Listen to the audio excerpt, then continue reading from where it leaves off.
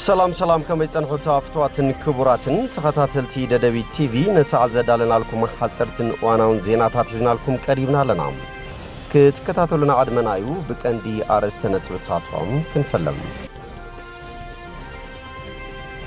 امرارح ابيات عيو غزياو محدار تግራይ اب فጻጽማ መደባት መንግስቲ ይዝትዩ ከም ዘለው ተፈሊጡ نحنا تجارو كاب إثيوبيا تجنسيلنا مسي إيرترا كنوهارين عندل كبلو ميجر جنرال كنفدانيو قليتهم كند علامانا اب تግራይ ዘሎ عفان حوحات موغاديو كبلا ميجر جنرال زودو كيروس قليتان وانا صحف حبرات هاجرات أنتونيو غوتريز إثيوبيان إيرتران عبسم مقال جرز زلوون توفاينت دقيمن كرقاقتا تقويعهم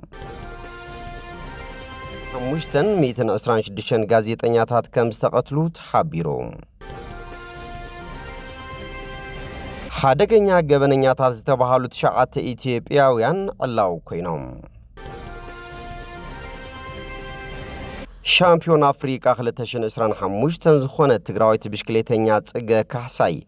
ኣብ ጀርመን ከተማ ሌብዚንግ ምስትርከብ ፍልቲ ፕሮፌሽናል ጋንታ ቅድድም ብሽክሌታ ደቂ ኣንስትዮ ካኒዮን ስራም ውዕል ፈሪማ ናብ ዝርዝሩ ሰጊርና ኣለና ምስዕለታው ዜናታት ቢንያም ሓድሽ ሰናይ ምክትታል ኣመራርሓ ኣብያተ ዕዮ ግዚያዊ ምሕዳር ትግራይ ኣብ ፈጻጽማ መደባት መንግስቲ ዝትዩ ከም ዘለው ተፈሊጡ ቱማሊ ክልተ ተሐሳስ 2018 ዓመተ ምህረት ኣብ ከተማ መቀለ ዳራሽ ሓወልት ሰማዕታት ዝጀመረ ገምጋም መደባት መንግስትን ቀጸልቲ አንፈታት ስራሕት ነቶም ኣመራርሓ ዘካይድዎ ዘተ ለሙን ቀጺሉሎም እቲ መድረኽ ዘተን ገምጋምን በፕሬዝዳንት ግዚያዊ ምሕዳር ትግራይ ጀነራል ታደሰ ወረደና ተመርሐ ዝቕጽል ዘሎ ኮይኑ ሕሉፋት ስራሕት በመገምጋም ቀጸልቲ አንፈታት በመንጻር ድማ ክዛዘም ተባሂሉ ትጽቢት ይግበር نحنا تجارو كاب إثيوبيا تجنسيلنا مس إيرترا كنوهارينا ندل كبلو ميجر جنرال كنفدانيو قليتهم عبدي شابانا عمتا تأثيرهم زنبرو حلافي ميتيك نبر جنرال كنفدانيو مس براخ شواب زقبرو وكالة محتت نزبالو خينم نزهابو حساب سعيبو دما ميدياتات إثيوبيا كبابلو ترائنا اللوام توم جنرال abزقبرو وكالة محتت وسنت حسابات زلقالو خينم كامون غوزياتهم دمام كاب إثيوبيا تفنجلنا مس إيرترا كنوهارينا ندليم عبد حجوان ناب قدم خوينات زنبرتلو كنتات تملس زلا تግራይ عبد تحت قوصر منግስቲ ኢትዮጵያ ክትከውን ወይ ክትጸንሕ ይብላን አሞንጎ ትግራይን ኢትዮጵያን ዘሎ ርክብ ስምዕ ፕሪቶሪያ ጥራዩ ካልእ ቀያድ ኃይል የለን ኢሎም ትግራይ ብዝተሓተ መስዋዕቲ ሃገር ክትከውን ኣለዋ ዝበሉ ኮይኖም እዚ ድማ ብፖለቲካዊ ድሌትን ብሕገ መንግስቲ አንቀጽ 39 መሰረት ክፍጸም ዝኽእል ኢሎም መንግስቲ ወይ ሃገርነት ትግራይ ንምዝራግ ዝጻር አካል እንተሃልዩ ድማ ኃይል ንምጥቃም ድልዋት ክንከውነለና ኢሎም ትግራይ ሃገር ንምግባር ኩሎም ፖለቲካዊ ኃይልታት በሓባር ደው ክብልለዎም ጌታቸው ረዳ ሓዊሱ ፖለቲካዊ ኃይልታት ትግራይ ይድፉ ከም ዘለው ዝፍለጥ ይክብሉውን ተዛሪቦም ብዛዕባ ሃለው ኩነታት መንግስቲ ኢትዮጵያን ተመልሱ ድማ ግጭት እንተተላዒሉ ናይ ውክልና ኩናት ይክኸውን ኢሎም ብተወሳኺ ኣመንጎ መንግስታት ኢትዮጵያን ኤርትራን ብጉዳይ ኣፍ ደገ ባሕሪ ኩናት እንተተላዒሉ ካልኦት ኃይልታት ብውክልና ዘሳትፍ ክኸውን ይክብሉ ሓቢሮም ብተወሳኺ ኣመንጎ ኤርትራን ኢትዮጵያን ክካየድ ዝኽእል ኩናት ንትግራይ ማእኸል ግጭት ክገብራ ከም ዝኽእል ኣመልኪቶም እቶም ጀነራል ትግራይ ማእኸል ኣመንጎ ኤርትራን ኢትዮጵያን ዝግበር ኩናት ከይትኸውን ድማ ብቁልጡፍ ስትራቴጂካዊ ምድላዋት ክግበር ከም ዘለዎውን እቶም ጀነራል ኣተሓሳሲቦም ቀንደ ዕላማና ኣብ ትግራይ ዘሎ ዓፋን ሕወሓት ምውጋድዩ ክብላ ሜጀር ጀነራል ዘውዱ ኪሮስ ገሊጸን ሜጀር ጀነራል ዘውዱ ኪሮስ ምስ ቻናል 4 ዝተባሃለ ዓለም ለኻዊ ሚድያ ዝገበሮ ቃለ ምሕተት ኣብ ትግራይ ዘሎ ስርዓት ክውገድ ቀንዲ መቃለስ ዕላማና እዩ ክብላ ተዛሪበን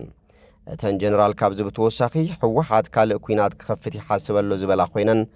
ኣነ ግን እዚ ኣይኣምነሉን ሰራዊት ኃይል ሰላም ቲፒኤፍ እውን ኣይቕበሎን ክብላ ተዛሪበን ኩናት ሕድሕድ ከይልዓል ህዝቢ ሰጊኡ ትኽክል እዩ ንሕና እውን ንፈርሖ ኢና ይኹን እምበር ሕጂ ብዘሎ ኩነታት ኩናት ዘትርፍ ነገር የለን ክብላ ገሊጸን ኩናት ዘትርፍ ነገር የለን ያው ኩናት what is your ultimate objective ዋና ዕላማናትና ካብኡ ዘሎ ኃይል ምውጋድ መቀትና ጭቆና ኃይለ እትዓፋነ ስርዓት ናይ ቲፒኤልኤፍ ክውገድ ምግባር እንደገና ካልእ ኩናት ይሓስበሉ أنا زي أمن له TPF أي قبلوا نزي Tigrayan civilians are saying our leaders are divided and we are becoming a battlefield. And that's what they fear. What would you say to them? خينات حد كي اللعل يفرح يوم سقات لهم تخكليو إحنا ونفرحين قد حزب زلا قناتات قن خينات زترفنا قريلا يعني خينات اللي خيليو نزول مدمدم تعيزوس ዋና ጸሐፊ ሕብራት ሃገራት አንቶኒዮ ጉተሬዝ ኢትዮጵያን ኤርትራን ናብ ስምምዕ አልጀርስ ዘለወን ተወፋይነት ደጊመን ከረጋግጻ ጸዊዖም እቶም ዋና ጸሐፊ ነዝበሉ ብመንገዲ አፈኞም ስቴፋን ዱጅሪክ ካብ ዝሃብዎ መግለጺ ኮይኖም ኣብ መንጎ ክልቴን ሃገራት ዳግማይ ውጥሪ ኣብ ዝረኣየሉ ዘሎ እዋን እዩ እቲ ብ3 ታሕሳስ 1993 ዝተኸተመ ስምምዕ አልጀርስ ኣብ መንጎ ኢትዮጵያን ኤርትራን ዝተኻየደ ደማዊ ኩናት ብወግዒ ዘብቅዐ ኮይኖም ኣብ ርእስቲ ንዶብ ምሕንጻጽ ዝሕግዝ ማዕቐፍ ምምስራት ላዕላውነትን ግዛእታዊ ሓድነትን ክልቴን ሃገራት ኣረጋጊጹ እዩ እቶም ዋና ጸሐፊ ነቲ ስምምዕ ንርብዕ ዘመን ጸንሐ ሰላማዊ ዝምድናታት ዝድግፍ ወሳኒ ማዕቀፍ እዩ ክብሉ ገሊጾምዎም ጉተሬዝ ብተወሳኺ ቅድሚ 7 ዓመት ክልቲኦም መራሕቲ ኣብ ዘብጽዎ ሓበራዊ መግለጺ ንሰላም ተወፋይነት ዝዘኻኸሩ ኮይኖም እዚ ድማ ዋጋ ዘተን ምትሕብባርን ምዃኑ ሓቢሮም ኣብዚ ደጊስዎ ዘሎ ውጥሪ ክልቴን ሃገራት ኣብ ስምምዕ አልጀርስ ተሰኒዱ ዘሎ ራእይ ነባር ሰላም ላዕላውነትን ግዛእታዊ ሓድነትን ዳግማይ ከረጋግጻ ከምኡውን ምትሕብባርን ሰናይ ጉርብትናዊ ዝምድናን ንምህናጽ ዝገብርኦ ዘለዋ ጻዕርታት ክሕይላ ጸዊዖም ኢትዮጵያን ኤርትራን ምስ ዞባውን ሃገራውን መሻርክቲ ብምትሕብባር ንኹሉ ብዝጠቅም መንገዲ ልምዓታዊ ምትሕብባር ክቕጽላ እውን ኣተባቢዖም ኣብ ዓመተ ፈረንጂ 2025 126 ጋዜጠኛታት ከም ዝተቐትሉ ተሓቢሮም ይዛዘም ኣብ ዘሎ 2025 ኣቆጻጽራ ኣውሮፓውያን 126 ጋዜጠኛታትን ክኢላታት ሚድያን ከም ዝተቐትሉ CPJ ወይ ከዓ ኮሚቴ ቱ ፕሮቴክት ጆርናሊስትስ ኣፍሊጡሎም ትካል ዶብ ኣልቦ ጋዜጠኛታት RSF ብወገኑ ታሕሳስ 2018 ዓ.ም ኣብ ዘውፅኦ መግለጺ እዚ ክዛዘም ሒደት ሶምናት ተሪፍዎ ዘሎ ዓመተ ፈረንጂ ንጋዜጠኛታት ኣዝዩ ፈታኒ ዓመት ምንባሩ ኣመልኪቱ ከም ጸብጻብ ትካል ዶብ ኣልቦ ጋዜጠኛታት ኣብዛ ዓመት እዚ ልዕሊ 500 ጋዜጠኛታት ኣብ ማእሰርትን ስቃይን ይርከቡ ኢሎም ኣብ ብርኪ ዝበሉ ኩርናዓት ዓለም እናወስኸ ዝመጽእ ዘሎ ፖለቲካዊ ቅልውላው ምኽንያት ሞት ጋዜጠኛታት እናኾነ ይመጽእ ምህላው ድማ ኣብ ጸብጻቡ ኣነጺሩ ኮሚቴ ተሓላቀ መሰል ጋዜጠኛታት CPJ ሓደገኛ ገበነኛታት ዝተባሃሉ 9 ኢትዮጵያውያን ዕላው ኮይኖም ምምሕዳር ፕሬዝዳንት ዶናልድ ትራምፕ ኣብ ልዕሊ ኢሚግሬሽን እቲ ሃገር ጽኑዕ ስጉምቲ ኣብ ዝወስደሉ ዘሎ እዋን ክፍሊ ድሕነት ሃገር ኣሜሪካ ዝርዝር ኣዝዮም ዝኸፍኡ ገበነኛታት ዜጋታት ውፃእ ዝበሎም ውልቀ ሰባት ዕላው ገይሩሎም እቶም ዝኸፍኡ ገበነኛታት ዜጋታት ውፃእተኛታት ዝተባሃሉ ዝመጽሉ ሃገር እውን ብወግዒ ክንገርን ከሎም ኣብ ዝተፈላለየ ገበናት ተሳቲፎም ብዝብል ብኢሚግሬሽንን ኣኽበርቲ ጉምሩኽን ተተሓይዞም ዘለዉ ስደተኛታት እዮም እቲ ዝርዝር ኣብ ዝተፈላለያ ግዛኣታት ኣሜሪካ ዝተኣሰሩ 8 ኢትዮጵያውያን ደቂ ተባዕትዮን ሓንቲ ጓል ኣንስተይትን ኣሳኣላት ኣስማት ዝተፈጸሙ ገበናትን መበቆል ግዛኣታትን ዘጠቓልል እዮም እቶም ኢትዮጵያውያን ብቕትለት ዘይሕጋዊ ምዝዋር ዓጸፋርስ ብረት ዝምታን ካልኦት ገበናትን ዝኽሰሱ ምዃኖም እቲ ዝርዝር ይሕብር ሽም ካብቶም ሓደገኛታት ተባሂሎም ዝተለለዩ 9 ኢትዮጵያውያን ብጀካ ሓደ ናይ ኩሎም ምስ ተፈጺሞም ዝተባሃሉ ገበናት ናብ ህዝቢ ተዘርጊሑሎም እዚኦም ድማ ሄኖክ ፍቃዱ በረኸት መኮነን ብሩኽታ እምራት ኣዳነ ዮሱፍ መስፍን ሁሴን ከንጊቲ በየነ ጳውሎስ ኪዳነ ሳምሶም ኪዳነ ቤዛ ከበደዮም ኣኽበርቲ ሕጊ ገበናዊ ገበናት ብምፍጻም ካብ ኣሜሪካ ንኽስጎጉ ዝተኣሰሩን ዝተለለዩን ኣዝዮም ሓደገኛታት ዜጋታት ወጻኢ ትኹረት ንኽግበረሎም ዝገብሩ ዝርዝር ገበናት እውን ጠቒሶም ኣለዉ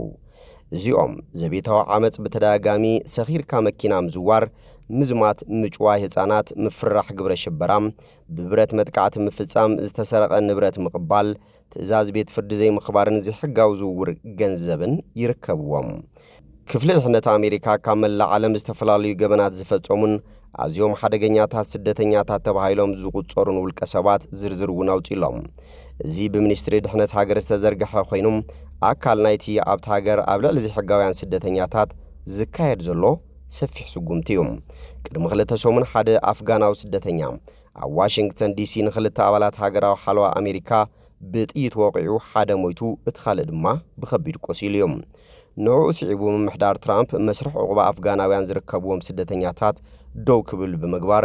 በዝሒ ሕጋውያን ስደተኛታት ንምድራት ስጉምትታት ይወስድ ኣሎም ምምሕዳር ትራምፕ ሕጋዊ ሰነዳት ዘለዎም ዜጋታት ኤርትራን ሶማልያን ሓዊሱ ካብ 19 ሃገራት ዝመጹ ናይ መንበርን ናይ ስራሕ ምፍቃዶም ክግምግም ምዃኑ እውን ኣፍሊጡሎም ብተወሳኺ ካብ ኩለን ሃገራት ንዝቐርብ ሕቶ ዕቑባ ንዘይተወሰነ እዋን ደው ኣቢሎም እቲ ፕሬዚዳንት ካብ ሃገራት ሳልሳይ ዓለም ንዝመጹ ስደተኛታት ቋሚ እገዳ ክገብር መደብ ከም ዘለዎ ገሊጾም ብፍላይ ብዛዕባ ሶማልያውያን ስደተኛታት ዘስምዖ ዘረባ ኣብ ኣሜሪካ ክነብሩ ከም ዘይደልዩ ብምግላጽ ንሓንቲ ኣብ ሶማልያ ዝተወልደት ኣባል ኮንግረስ ኣሜሪካ ብምጽላሙ እቲ ፕሬዚዳንት ጸረ ስደተኛታት እዩ ዝብል ክስታት ኣስዒቡሎም ፕሬዚዳንት ትራምፕ ዝሓለፈ ዓመት ጎስጓስ ዳግመ መረጻ ካብ ዝጅምራት ሒዙ ጽኑዕ ቁጽጽር ኢሚግሬሽን ክገብርን ኣብ ታሪኽ እቲ ሃገር ዝዓበየ ወፍሪ ምስጓግ ከካይድ ምዃኑን ብተደጋጋሚ ይዛረብ ናብ ዋይት ሃውስ ኣብ ዝተመለሰላ መዓልቲ ድማ ነዚ ስጉምቲ ግብራዊ ክገብር ጀሚሩ ካብ ኣሜሪካ ዝሕጋውያን ስደተኛታት ምእሳርን ምስጓጉን ሓዊሱ ናይ ቪዛን መገሻን ገደብ ተግባራዊ ተገይሮም ኣለዉ መንግስቲ ኣሜሪካ ጸጥታ ዶባቱ ብምሕያልን ኣብ ውሽጢ ሃገር ሰፊሕ ፍተሻታት ብምክያድን ኣብ ልዕሊ ስደተኛታት ስጉምቲ ክወስድ ጸኒሑ ብተወሳኺ ስደተኛታት ናብ ዓዶምን ሳልሳይ ሃገራትን ብወታደራዊ ነፈርቲ ክስጎጉ ተራእዮም ኣብ ግንቦት ኣማኻሪ ድሕነት ሃገር ስቲቨን ሚለር ብምሕዳር ትራምፕ ኣብ መዓልቲ 3000 ሰነዳት ዘይብሎም ስደተኛታት ንምእሳር መደብ ከም ዘለዎ ኣፍሊጡ ነይሩ መረዳእታ ዩኒቨርሲቲ ሲራክስ ከም ዘመልክቶም ክሳብ መፋረቕ ሕዳር ልዕሊ 65000 ሰባት ብኣኽበርቲ ሕጊ ኢሚግሬሽንን ጉምሩኽን ተኣሲሮም ከም ዝነበሩ ይሕብር ሻምፒዮን ኣፍሪቃ 2025 ዝኾነ ትግራዊት ብሽክሌተኛ ጽገ ካሕሳይ ኣብ ጀርመን ከተማ ሌፕዚንግ ምስ ትርከብ ፍልቲ ፕሮፌሽናል ጋንታ ቅድድም ብሽክሌታ ደቂ ኣንስትዮ ካኒዮን ስራም ውዕል ፈሪማ ኤምባሲ ጀርመን ኣብ ኢትዮጵያ ኣብ ዘርጉ ሓበሬታ ከም ዘመላኸቶም ወናኒት ዝለዓለ ብቕዓትን ሻምፒዮን ኣፍሪቃ 2025 ዝኾነት ብሽክሌተኛ ጽገ ካሕሳይ ምስታ ኣብ ጀርመን ከተማ ሌፕዚንግ መደበራ ፍልቲ ፕሮፌሽናል ጋንታ ቅድድም ብሽክሌታ ጽርግያ ደቂ ኣንስትዮ ካኒዮን ስራም ውዕል ምፍራማ ኣዝዩ ኩርዓት ዝፈጥር ከም ዝኾነ ይገሊጾም ኮኸብ ትግራዊት ብሽክሌተኛ ጽገ ካሕሳይ ኣብ ትግራይ ዝጀመረቶ ውድድር ኣብ ሕዳር 2025 ኣብ ኬንያ ሻምፒዮን ማልያታት ጁኒየር ኣይቲቲን ሮድ ሬስን ደቂ ኣንስትዮ ኮይና እያ ዝበለት ኤምባሲ ጉዕዛኣ ካብ ምዝጓር ብሽክሌታ ሓሊፉ ምልክት ትብዓትን ቆራጽነትን ብምዃና እውን ኩርዓት ዝፈጥር ይክብል ገሊጹሎም